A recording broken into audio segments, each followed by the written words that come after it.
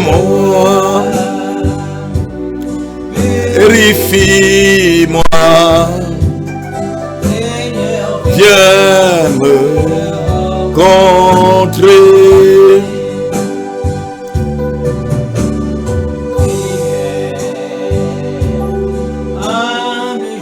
Humble, je viens ce soir encore, Seigneur. Je viens déposer mes péchés devant toi, Seigneur. Pardonne-moi, Yahweh. Purifie-moi, purifie ma conscience. Purifie mon âme. Viens me rencontrer encore ce soir, Seigneur. Rends-moi digne, Seigneur, de proclamer ta parole, ta sainte parole. Rends-moi digne, Seigneur. Je veux tout abandonner, mes épreuves, mes soucis, mes manquements, Seigneur, devant toi, Seigneur, ce soir. Purifie-moi, Seigneur. Seigneur, viens me rencontrer, Seigneur. À cette heure, Seigneur, où tu vas ouvrir ma bouche, Saint-Esprit, pour enseigner tes enfants, Seigneur, sur le chemin de la sanctification. Seigneur, merci, parce que je puis toutes choses par toi qui me fortifie, Jésus-Christ. Louange à toi, honneur à toi, puissance à toi ce soir, au nom de Jésus-Christ de Nazareth.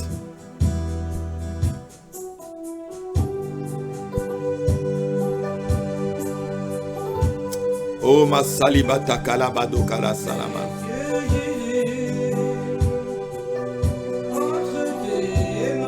Seigneur, rends-moi digne. Seigneur, je n'ai pas choisi être ton porte-parole, mais c'est toi qui m'as choisi. Humble, je viens encore devant toi. Ce soir, te dis, Seigneur, utilise le faible instrument que je suis. Utilise le faible instrument que je suis pour pouvoir communiquer ta force à tes enfants, Seigneur.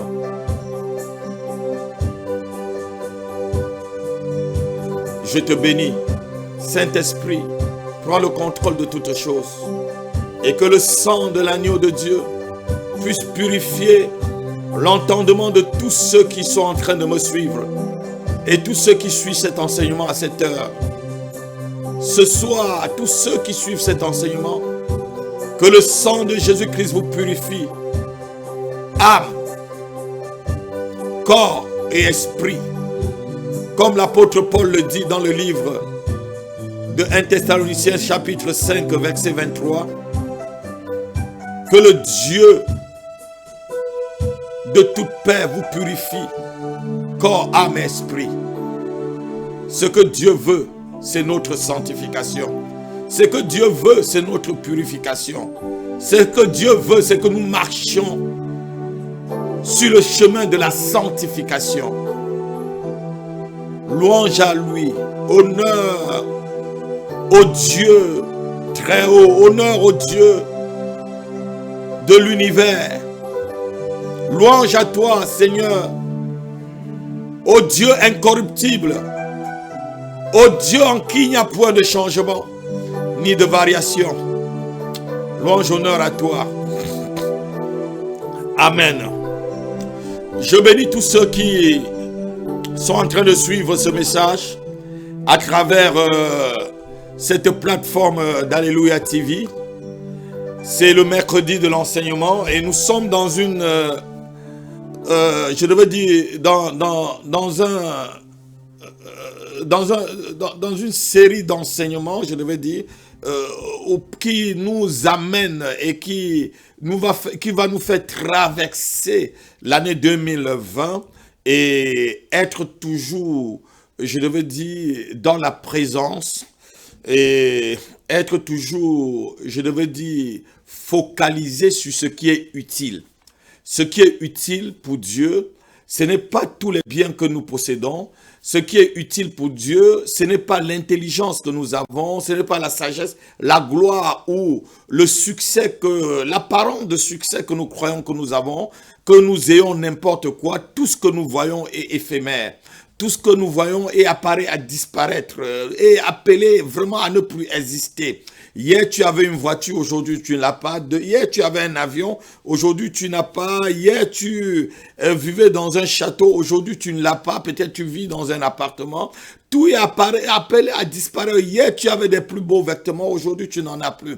Donc, toutes ces petites choses doivent t'enseigner. Hier, tu avais des cheveux sur la tête, aujourd'hui, tu as la calvitie comme moi. Donc, tout ce qu'on voit est appelé à disparaître. Mais une seule chose est appelée à ne pas disparaître dans notre vie. C'est la vie de Christ en nous. Cette vie où nous poursuivons. Cette vie où nous sommes, je devais dire, à la suite, chaque jour et à chaque instant. Que rien ne nous distrait, que rien ne vous distrait, enfants de Dieu. Que tout l'évangile venant des tréfonds, et je devais dire des tréfonds subtils de l'enfer qui aujourd'hui, qui est vraiment manifesté dans tout son éclat et dans toute sa puissance, ne nous distrait pas de l'essentiel. Ce qui est essentiel pour un enfant de Dieu, c'est sa sanctification. Ce qui est essentiel pour un enfant de Dieu, c'est sa sanctification. Ce que Dieu veut de nous, ce que Dieu veut. On va le lire avant de commencer. Ce que Dieu veut et ce que Dieu nous demande. Ce que Dieu veut, c'est notre sanctification. C'est notre sanctification. C'est ce que Dieu veut. Ce que Dieu veut, c'est notre sanctification. C'est notre sanctification. Ce que Dieu veut, c'est notre sanctification. Je le répète encore, ce que Dieu veut, c'est notre sanctification. On va lire un livre, je crois que c'est le livre de... C'est le livre de Hébreu,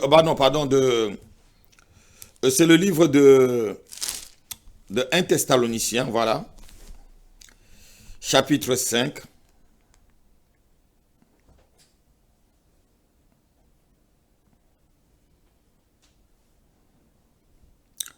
Je lis d'abord le verset 23.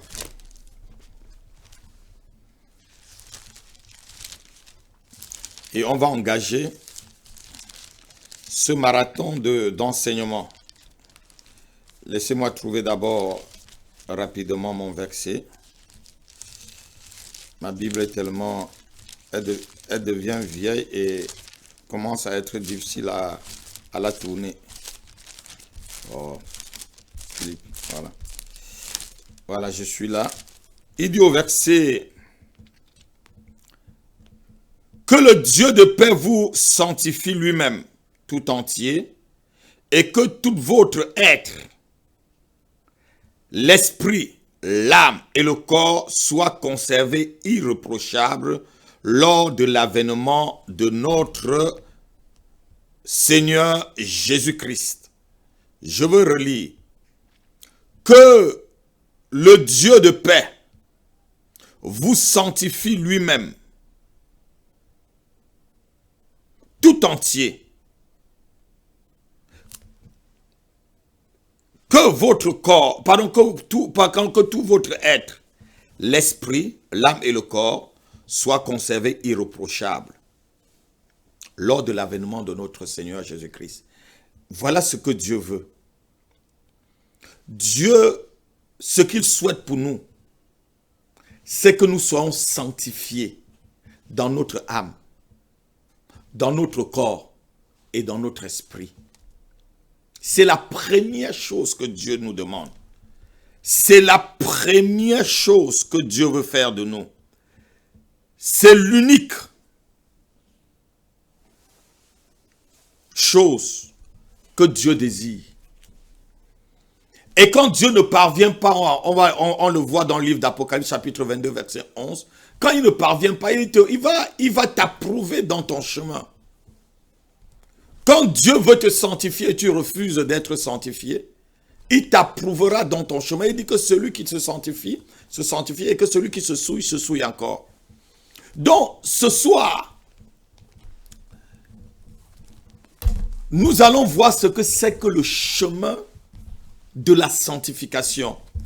Nous sommes dans cette série d'enseignements, le chemin de la consécration à Jésus-Christ, le chemin de la vraie conversion. Aujourd'hui, c'est le chemin de la sanctification. Je ne pouvais pas aller directement sur le chemin du service chrétien. On ne peut pas servir Dieu si on n'est pas sanctifié.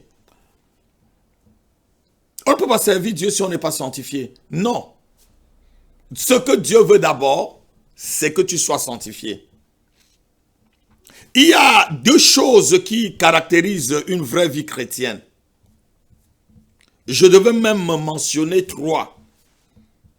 La vraie vie chrétienne commence d'abord par l'obéissance.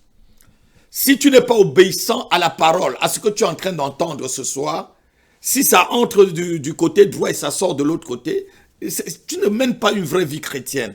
Une vraie vie chrétienne commence dans l'obéissance, elle se termine aussi dans l'obéissance. C'est ce que Jésus-Christ nous a montré. Lorsqu'on lit le livre de Philippiens, au chapitre 2, verset 8 par là, il a été obéissant en toutes choses. Donc, lorsque vous écoutez les enseignements des hommes de Dieu, je ne classifie pas les hommes de Dieu, je ne classifie personne, mais tous ceux vraiment qui sont versés dans la sainte doctrine, tous ceux qui sont restés dans la doctrine des apôtres, dans l'édification de l'Église par rapport à la doctrine des apôtres, pas à toutes les doctrines des démons où on entend aujourd'hui par-ci et par-là. Donc je disais ceci, il y a trois choses. Il y a d'abord l'obéissance. Et la deuxième chose, la vraie vie chrétienne se poursuit à travers une vie de prière profonde. Elle s'achèvera. Et enfin, une vraie vie chrétienne, c'est un parcours qui a plusieurs étapes. Et le résultat de ce parcours, c'est la sanctification. Il est vrai que lorsqu'on reçoit le Seigneur Jésus, on se sanctifie au fur et à mesure. Donc la sanctification, c'est un chemin sur lequel Dieu veut que nous y allons. Dieu veut, c'est par là que nous allons trouver l'issue à l'entrée dans le royaume. Ceux qui croient directement que lorsqu'ils arrivent, ils acceptent le Seigneur Jésus-Christ, ils sont transformés par une baguette magique. Non. Le Saint-Esprit habite en nous et nous le laissons maintenant commencer à nous sanctifier, à nous amener sur le chemin de la sanctification, à nous montrer ce qui est saint, ce qui est agréable, ce qui n'est pas bien. Mais il faut le laisser prendre la place dans notre vie. Nous ne pouvons pas suivre un Dieu saint sans le ressembler. Le Dieu de la Bible, qui est le Père de notre Seigneur Jésus-Christ, ce n'est pas un Dieu de péché. Il n'a jamais aimé le péché. Il n'a jamais proclamé le péché. Il n'a jamais accepté le péché. Il n'a jamais donné un mandat pour le péché. Il n'a jamais donné une option pour le péché, ni approuvé un péché. En lui, il n'y a pas de péché. En lui, il n'y a pas de péché. Donc, nous ne pouvons pas dire que nous servons un Dieu saint si nous ne le ressemblons pas. Le Dieu de la Bible est saint. Et il va enfanter des enfants aussi saints comme lui. Il dit dans sa parole, on va le lire cette fois-ci, mon équipe va m'aider à le lire, Lévitique chapitre 19, verset 2. C'est un ordre qui donne, vous allez voir dans quel temps est conjugué ce verbe, Lévitique chapitre 19, verset 2. Écoutez un peu ce que Dieu dit. Soyez saints. Soyez saints. Je ne sais pas si vous avez oublié vos cours de grammaire et de conjugaison. Soyez saints. Quand on dit soyez là, c'est impératif, c'est un ordre. Continuez ma soeur. Car je suis saint. Car moi, Dieu, je suis saint. Moi l'Éternel. Moi l'Éternel. Votre Dieu. Votre Dieu. Donc si tu as pour Dieu l'Éternel, sois saint. Le temps auquel ici, ce verbe est conjugué, soyez saints. Ce n'est pas une option qu'on te donne. Soyez saints. On ne dit pas, je vous exhorte à chercher la sainteté. Non, il dit soyez. Donc c'est un parcours, c'est un chemin, c'est un ordre.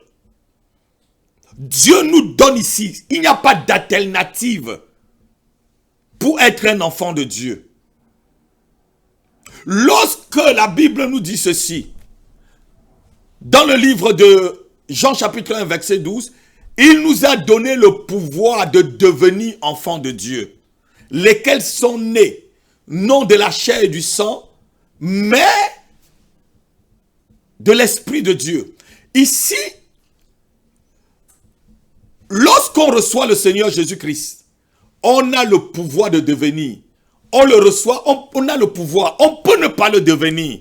On peut se mentir qu'on est devenu enfant de Dieu. Lorsque tu reçois Dieu, lorsque tu reçois son Fils, la seule chose que tu dois faire, c'est poursuivre la sainteté, c'est poursuivre la sanctification, c'est laisser les œuvres des ténèbres. Si tu mentais, il faut arrêter le mensonge. Si tu faisais la sorcellerie, il faut arrêter la sorcellerie. Si tu étais dans la fornication, il faut l'arrêter. Il faut qu'on vous dise la vérité. Si tu étais un adultère, il faut l'arrêter. Si tu étais un tricheur, il faut arrêter la tricherie. Si tu continues dans ces œuvres, tu as eu le pouvoir, mais tu n'as pas manifesté ton pouvoir de devenir enfant de Dieu. Même si tu viens à l'église, même si tu fais n'importe quoi, même si tu pries en langue, non. Le fait de prier en langue ne montre pas qu'on est saint. Le fait de prier en langue montre seulement qu'on a un don, qu'on a reçu le don du Saint-Esprit, ou qu'on a été baptisé dans le Saint-Esprit en quelque sorte. Ça ne montre pas qu'on est saint. Ça montre qu'il y a eu une porte, il y a eu une visitation du Saint-Esprit. Mais est-ce qu'on poursuit cette sanctification? Il dit soyez saints. C'est un ordre de chercher la sanctification. C'est une nouvelle manière de marcher. Lorsqu'on devient enfant de Dieu, on a une nouvelle manière de marcher. Rares sont vraiment les serviteurs de Dieu qui, aujourd'hui, doivent mettre des gens devant le fait accompli. De peur que les gens ne quittent des églises, de peur que les gens... Si tu quittes une église, ça veut dire que tu n'étais pas déjà dans l'église. Si tu viens dans notre assemblée, où nous nous réunissons, et qu'on te prêche la vérité et que tu quittes, ça veut dire que tu n'étais même pas... Ça veut dire que tu ne fais même pas partie de l'église universelle. Tu es, je ne sais pas, tu es comme Ananias et Saphira, ceux qui venaient tenter Dieu. Ananias et Saphira n'étaient pas des chrétiens. Ils étaient à l'église, mais l'apôtre Pierre leur dit, mais pourquoi vous avez tenté Dieu? C'était des tentateurs, on dit les tentateurs, je sais pas, bon, c'est pas, le français n'est pas mon patois, on dit tentateur, voilà. Mon équipe m'aide, tentateur. Donc c'était des gens qui tentaient, c'était pas des chrétiens. On lit un peu croyant que c'était des chrétiens. Non, Ananias et Saphira n'étaient pas, ils étaient à l'église, mais non, ils n'étaient pas sanctifiés. Ils avaient d'autres pensées. La Bible, Pierre leur dit, mais pourquoi vous avez tenté Dieu? Quelqu'un qui est sanctifié ne tente pas Dieu, on va le voir tout à l'heure. Plutôt, il craint Dieu. Plutôt, il craint Dieu. Parce que Dieu est saint, il dit, soyez saints. Soyez saints. Ce n'est que par la poursuite et sur le chemin de la sanctification que la porte du royaume est ouverte. Je ne crois pas à un enfant de Dieu qui a un mauvais témoignage et qui ait vérifié son témoignage. Même si c'est ta faiblesse, il faut que tu te relèves de ta faiblesse. Si tu tombes, relève-toi et continue le chemin. N'y reste pas. N'y reste pas. La pratique de l'iniquité, la pratique de la souillure n'est pas l'ordre que Dieu nous a donné. Sur un chemin, tu peux être distrait et tu te heurtes sur un caillou et tu tombes. Lève-toi, nettoie-toi et continue.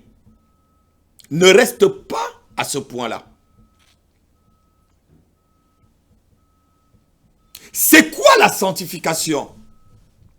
Je définis la sanctification comme une mise à part pour un usage exclusivement divin. Quand quelqu'un est en Christ, Une église, et l'église, c'est les mises à part. Ecclésiaste veut dire mise à part. Donc, si tu fais partie de l'église, si tu fais partie de l'église en miniature, parce que chaque chrétien, en quelque sorte, l'église, ce n'est pas un bâtiment. L'église, c'est d'abord les personnes en qui l'Esprit de Dieu habite, l'Esprit de la sanctification habite. Dieu dit que vous êtes... Votre corps est mon temple. Donc l'église, c'est déjà quelqu'un qui se met à part. C'est ça la sanctification, se mettre à part pour un usage divin. La sanctification, c'est aussi la purification de ses pensées. C'est ça la sanctification.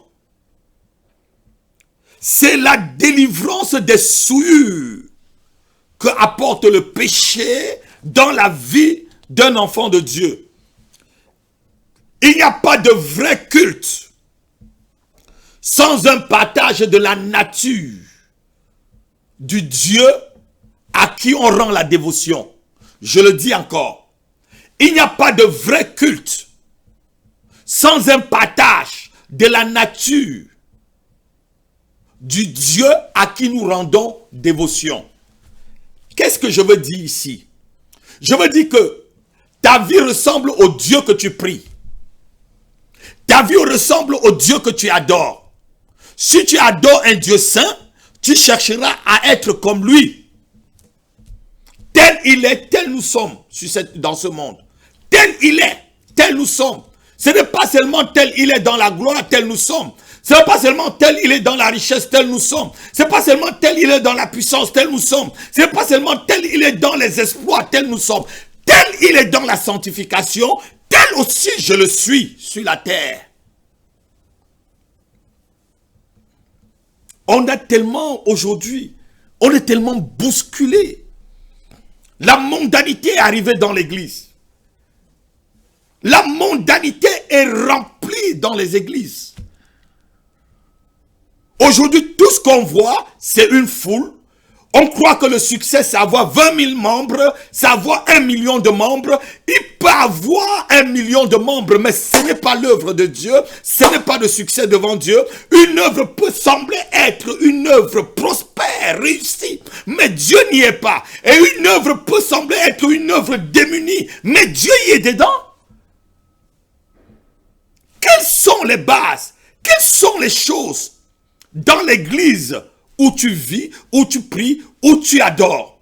C'est quoi la base? C'est bâti sur quoi? L'homme qui te parle, quelle est sa vie de sanctification? Le pasteur est-il ton petit copain? Es-tu le deuxième ou le troisième bureau de ton prophète? Et tu appelles ça, oui, Dieu qui est saint? Non. Non. Nous devons revenir à ce qui est fondamental. Aujourd'hui, c'est comme si c'était une sainte colère qui m'amène à enseigner ce message.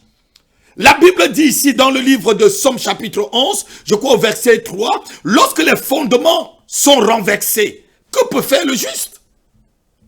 Aujourd'hui, les fondements même de la vie chrétienne est complètement renversé.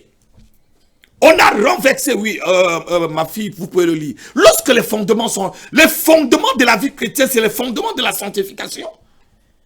Quand les fondements sont renversés, oui, le juste, que ferait-il? Que fera-t-il? Lorsque tout est troublé dans l'église, on ne voit qu'aujourd'hui, il faut qu'on ouvre tes troisièmes yeux. Il faut voir dans l'espace. Il faut voir, comme si l'apôtre Paul, Dieu lui parlait tous les jours. Dieu lui disait les choses tous les jours. Paul pouvait dire, ce n'est pas le Seigneur qui parle, c'est moi-même qui parle. Aujourd'hui, je vois dans le règne de l'esprit. Je vois dans le règne de l'esprit. Je vois dans le... Oui, on voit dans le règne de l'esprit. Moi qui vous parle, je vois aussi dans le règne de l'esprit. Mais il y a des moments où je ne vois pas dans le règne de l'esprit. Quand la main de Dieu veut me toucher, elle me touche. Je ne peux pas voir dans le règne du vrai esprit si je ne suis pas sanctifié. Il y avait les prophètes d'Achab, mais il y avait un seul prophète qui restait, Michée, le prophète de Dieu.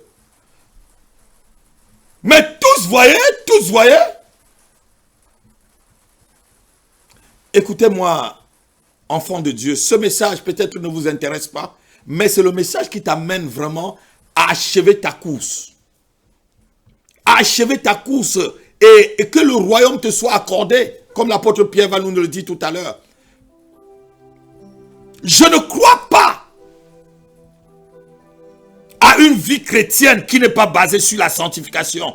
Un adorateur est en communion avec l'autel sur lequel il adore. Si ton autel est saint, tu es en communion avec cet autel. On a tout mis dans les églises aujourd'hui. Aujourd'hui même on nous parle de la polygamie. Disant oui, la Bible parle de la polygamie. Tout ce que la Bible dit n'est pas ce que nous devons prendre.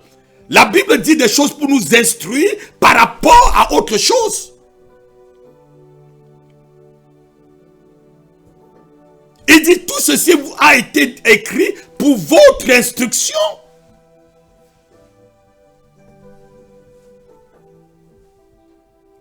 Ceux qui ont les yeux adultères, lorsqu'ils entendent les prêcheurs de la polygamie, les prêcheurs de l'impudicité, ceux qui disent nous avons l'onction de David. Oui, tu as l'onction de David. Comment la vie de David est finie? Comment la famille de David a fini? L'onction pour avoir les incestes dans la famille. L'onction que le fils de David puisse coucher avec tous ses concubins. Oui, c'est ça. Non, ce n'est pas ça. Dieu demande la sanctification. Dieu demande que ceux qui le suivent là cherchent la sanctification. Si quelqu'un n'a pas l'esprit de Christ, nous dit la Bible, cette personne ne l'appartient pas. Romains chapitre 8 verset 9. Et c'est quoi l'esprit de Christ? Si quelqu'un n'a pas l'esprit de Christ, on va lire vraiment ce verset avant de continuer. J'ai vraiment dans mon cœur ce soir comme une sainte colère. Excusez, pardonnez-moi la façon que je vous parle, parce que je sens la colère de Dieu en moi. Comment aujourd'hui on a réduit Dieu au matériel, on a réduit Dieu au mariage, on a réduit Dieu aux voitures, on a réduit Dieu aux appartements, on a réduit Dieu aux prophéties. Dieu n'est pas que dans la prophétie, Dieu a donné aussi comment on devait marcher d'une façon naturelle dans la vie. Il y a des ordonnances. Et la sanctification fait partie des ordonnances divines. Romains chapitre 8, verset 9. Pour vous, vous ne vivez pas selon la chair. Vous ne vivez pas selon la chair. Mais selon l'esprit. Selon l'esprit avec grand E. Si du moins l'esprit de Dieu habite en vous. Mais si du moins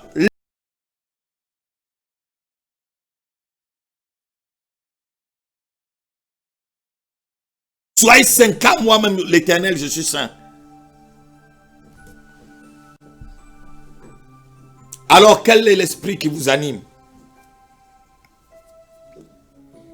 Est-il l'esprit de Jésus-Christ qui est cet esprit qui nous convainc de péché, de justice et de jugement, comme dit dans le livre de Jean, dans l'évangile de Jean?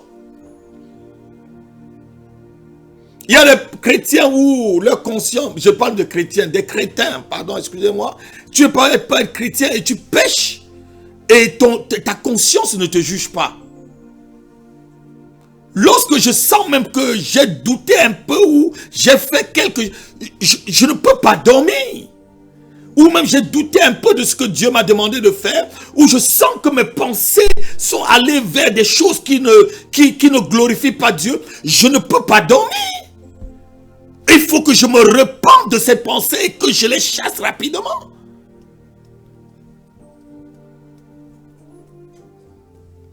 Je ne crois pas à ceux qui disent qu'ils sont enfants de Dieu et qui vivent consciemment dans un péché. La Bible dit que celui qui est né de Dieu ne pratique pas le péché. C'est le livre de 1 Jean. Celui qui est né de Dieu ne pratique pas. Pratiquer le péché, c'est ne pas être sur le chemin de la sanctification. Je ne crois pas à ceux qui se disent chrétiens depuis 1 an, 2 ans, 3 ans, 4 ans, 20 ans et qui n'ont fait aucun progrès spirituel. Ils n'ont lâché aucun péché. Tout est bagage. Le vieil homme, comme l'apôtre Paul dit, tu ne t'es pas dépouillé du vieil homme. La sanctification, c'est te dépouiller du vieil homme. Tu étais quelqu'un de colérique, tu deviens maintenant quelqu'un de débonnaire. Tu étais un voleur, tu deviens maintenant quelqu'un de vrai, de juste. Tu étais un menteur, tu deviens maintenant quelqu'un qui dit la vérité. Tu étais un incrédule, tu deviens un adorateur. Pas être même dans le Seigneur. Et tu cherches à travers la parole de Dieu des contradictions, alors que la parole de Dieu ne se contradit pas. Tu cherches des versets pour te justifier et continuer à faire ce que tu faisais dans le monde. Tu n'es pas quelqu'un de sanctifié, tu es un impur.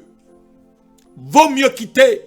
Vaut mieux laisser cette Bible, vaut mieux laisser cette bonne parole que le Seigneur nous a donnée. L'apôtre Paul nous dit ceci, 2 Corinthiens chapitre 7 verset 1. 2 Corinthiens chapitre 7 verset 1.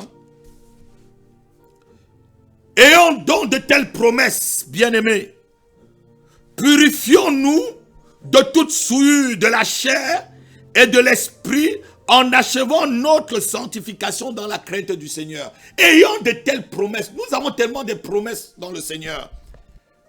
Et les promesses qu'il dit ici, c'est les promesses où Christ nous dit, il est le oui, il est le amen dans le chapitre 5.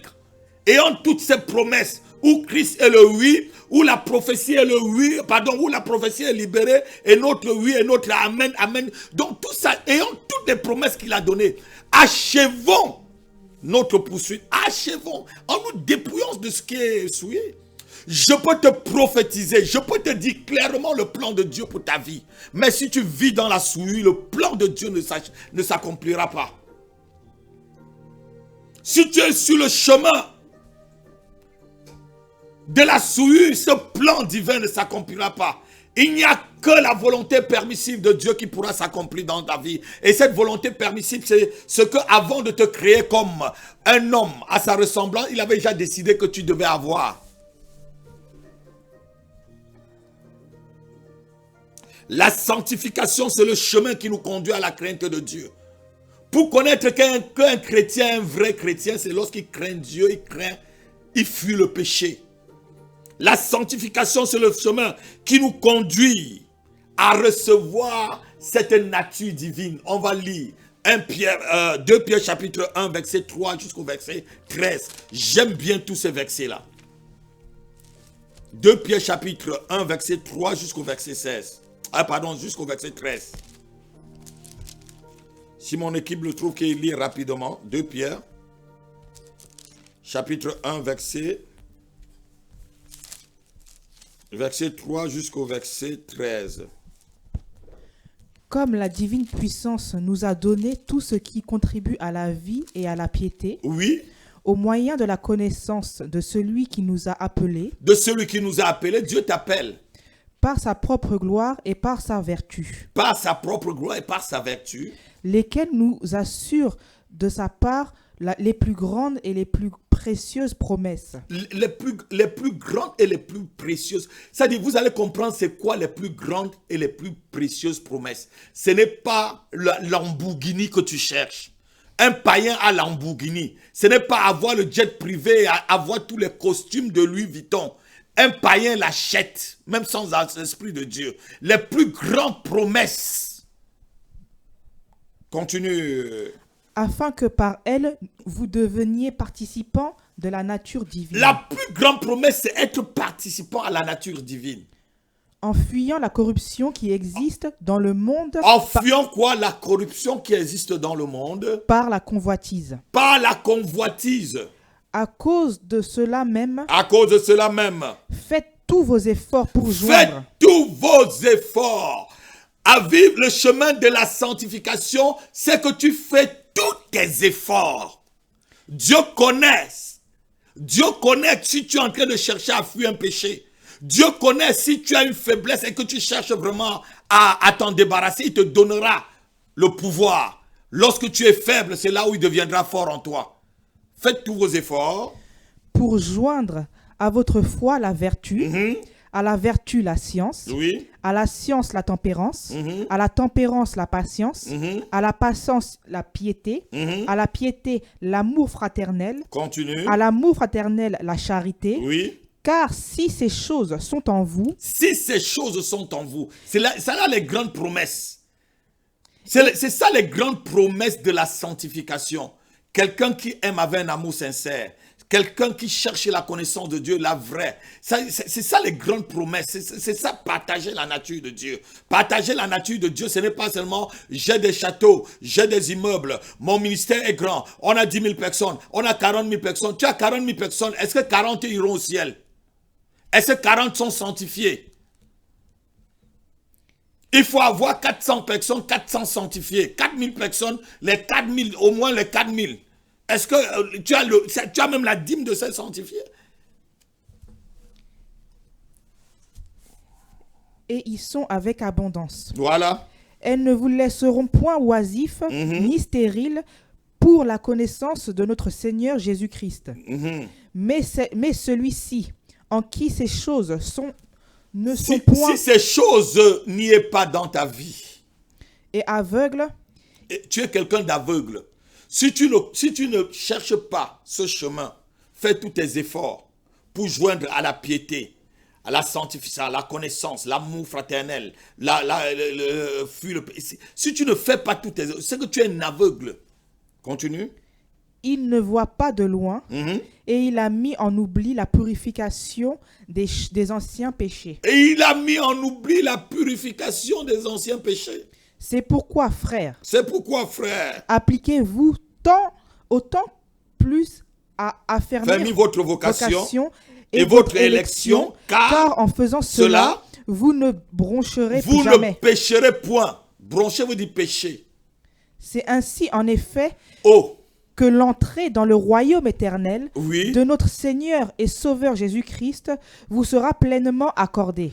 Alléluia, alléluia.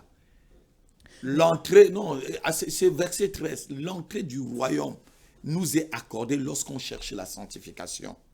Ce n'est pas lorsque tu cherches ton mariage, lorsque tu cherches ta promotion, lorsque tu cherches la femme de ta vie ou le mari de ta vie, ou lorsque tu demandes les enfants, lorsque tu demandes le travail. Ce n'est pas ça qui t'accorde le royaume. Le royaume est accordé à ceux qui poursuivent la sanctification, à ceux qui cherchent la sanctification. Dieu ne descend jamais son standard de vie parce qu'on est un bishop, parce qu'on est un pasteur, parce qu'on est un prophète. Dieu ne descendra jamais son standard de vie. Non, il ne l'a jamais fait et il ne le fera jamais. Si les fondements sont renversés dans ta vie, c'est le moment d'écouter un tel message et de partager. Partage. Ceux qui veulent que l'entrée dans le royaume les soit ouverte, c'est pas le chemin de la sanctification et la vraie. Dieu ne réduit jamais son standard de sanctification parce que tu travailles à l'église, parce que tu es diacre, diaconesse, parce que tu es chantre, parce que tu es ancien à l'église, parce que tu viens, tu fais le, je ne sais pas comment on dit, tu fais des signes religieux ou tu joues. Non, Dieu ne changera jamais et il ne changera jamais son standard de sanctification. L'apôtre Pierre nous exhorte à nous appliquer, à chercher la sanctification qui par ceci nous accorde l'entrée dans le royaume de son bien-aimé. Vous qui me suivez ce soir, bien-aimé, le royaume vous sera accordé si et seulement si vous êtes sur le chemin de la sanctification. Sanctifie ton âme, sanctifie ton corps, sanctifie ton esprit. Votre vie est-elle le contraire? La Bible dit que beaucoup marchent en ennemis de la croix de Christ. C'est ce que l'apôtre Paul dit, c'est ce que je méditais cette nuit. Dans le livre de Philippiens, j'ai lu presque tout le livre de Philippiens, c'était ma méditation ce matin, du chapitre 1 jusqu'au chapitre 4. Je le dis à votre honte. Beaucoup marchent en ennemis de la croix, de la vie de Christ. Il parle de Dieu, mais tu vois, sa vie n'est pas celle de Dieu. Il parle de Dieu, c'est un escroc. Il parle de Dieu, il a la langue de bois. Il parle de Dieu, c'est un, je ne sais pas, c'est un fornicateur. c'est un adultère. Il te promet la délivrance alors que lui-même il est enchaîné. Il te promet des choses que lui-même il n'a pas. Comment peux-tu croire à une telle personne?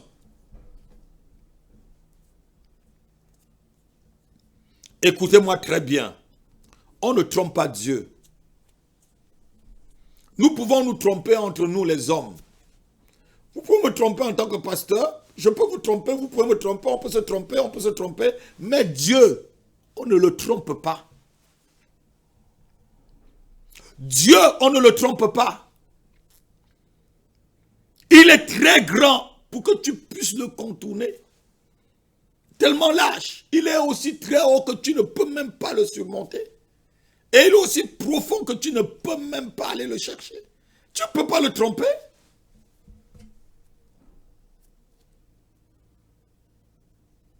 Dieu connaît ce qu'il appartient. On va le lire.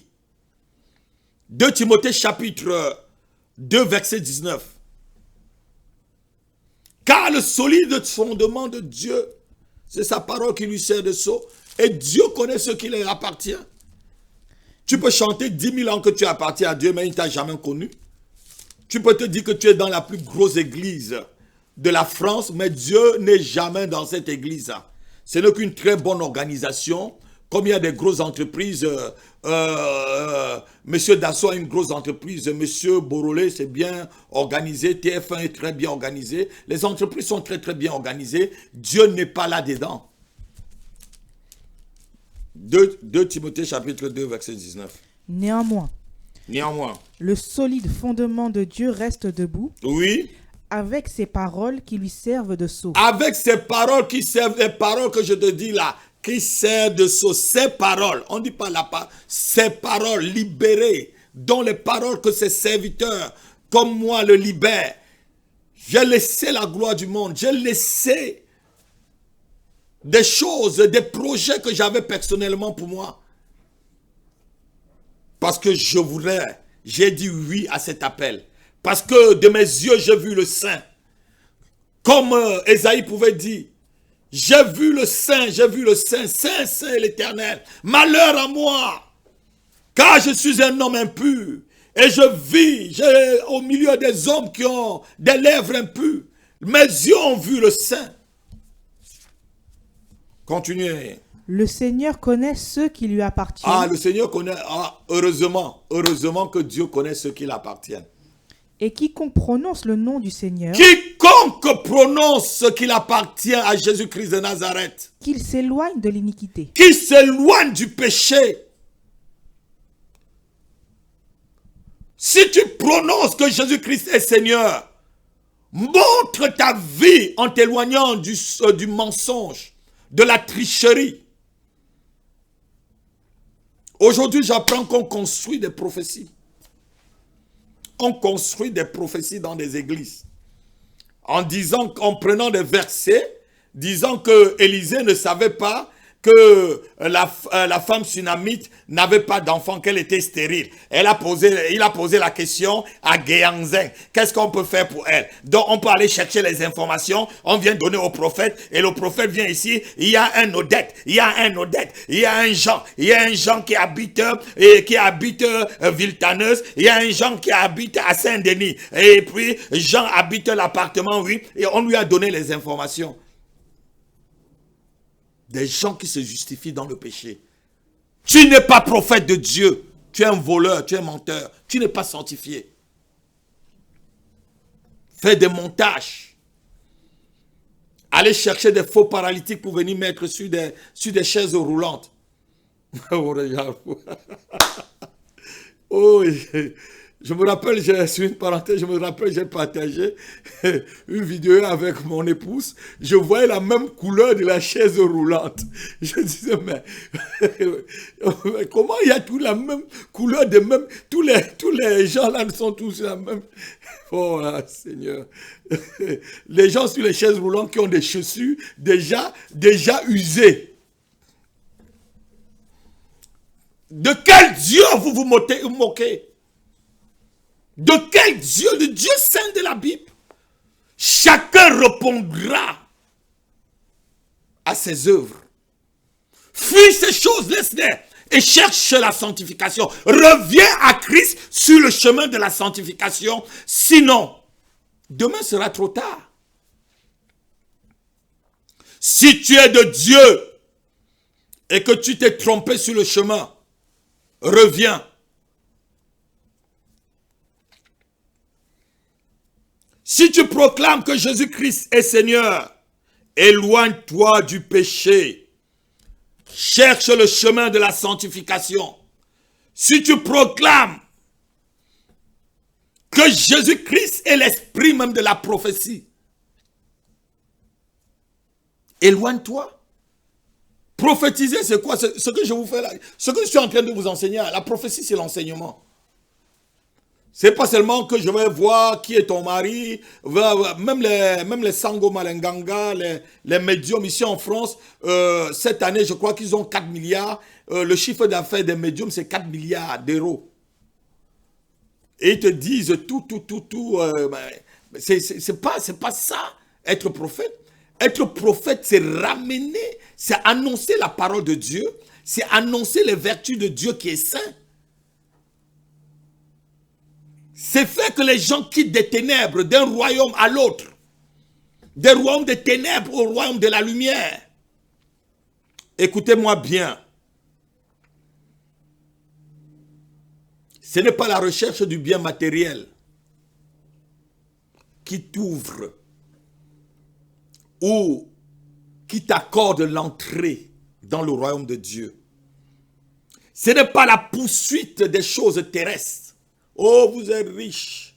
Oh, vous êtes ceci. Ce n'est pas en apprenant le développement personnel. Ce n'est pas en apprenant, je devais dire, apprendre la pensée positive, pour prendre la pensée positive par rapport à la foi. Ce n'est pas ça qui va te faire entrer dans le royaume. Même dans le monde, il y a le développement personnel. Hier, je suivais le monsieur qui a créé Alibaba. Il n'a jamais eu le bac. Il était feignant à l'école. Tout ce qu'il faisait, il a dit seulement, mais je continuais à penser que je vais réussir. Et j'ai cherché les gens qui sont plus intelligents que moi tout autour de moi. J'ai vu il y a 18 ans que le e-commerce devait être quelque chose et j'ai voulu être celui qui aide tous les petits commerçants du monde entier. Il n'a eu que peut-être une inspiration. Il est entré dans le développement personnel.